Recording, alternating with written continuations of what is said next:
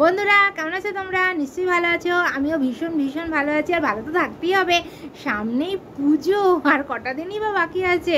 আর বাইরে তো লাইটও দিয়ে দিয়েছে আমাদের বাড়ির সামনে, ভীষণ ভালো লাগছে। প্যান্ডেল হয়ে গেছে, লাইট দিয়ে দিয়েছে।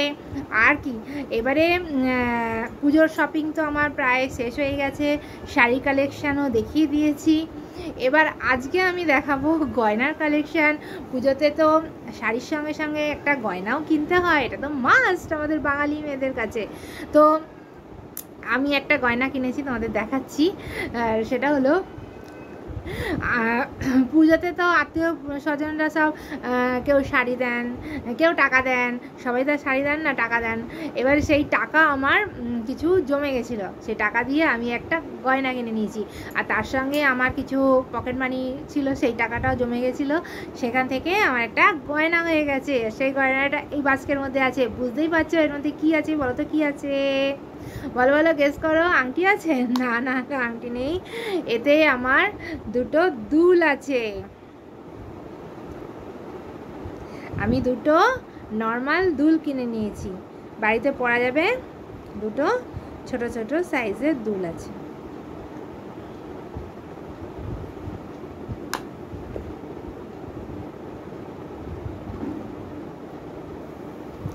এই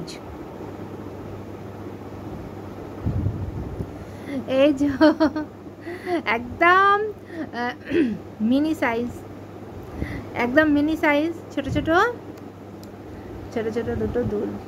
দেখতে পাচ্ছ? ক্যামেরায় আসছে ঠিক মতন? এই যে দুটো ছোট ছোট দুল হয়ে গেছে আমার। যা আমি গিফটের টাকা পেয়েছিলাম, তার সাথে আরও কিছু আমার জমানো ছিল, পকেট মানি ছিল, সেই টাকা দিয়ে আমি এই দুটো দুল কিনে নিয়েছি। শাড়ি তো অনেক হয়ে গেছে। শাড়ি ভাবলাম যে অনেক শাড়ি তো হয়েই গেছে, পেয়েওছি, তো আর শাড়ি কিনে লাভ নেই। তো আমি এই দুল দুটো কিনে নিয়েছি। দুল দুটো আমার কেমন হয়েছে আমাকে কমেন্ট করে জানাবে। পুজোতে তো এটা কিনলাম, আবার ধনতেরাস আছে সামনেই, ধনতেরাসে আবার গয়না কিনতে হবে। তো এই গয়নাটা কত দাম আর কত এর ওয়েট, এগুলো যদি জানতে হয় আমাকে কমেন্ট করো। আমি কমেন্টের উত্তর অবশ্যই দেবো। তার জন্য আমাকে কমেন্ট করতে হবে, বুঝেছো? এগুলা দামটা জানার জন্য আমাকে কমেন্ট করো যে তোমরা জানতে চাও কি না এর দাম। তো আজকের মতন ভিডিওটা আমি এখানেই শেষ করছি। ভালো থেকো, সুস্থ থেকো, বাই।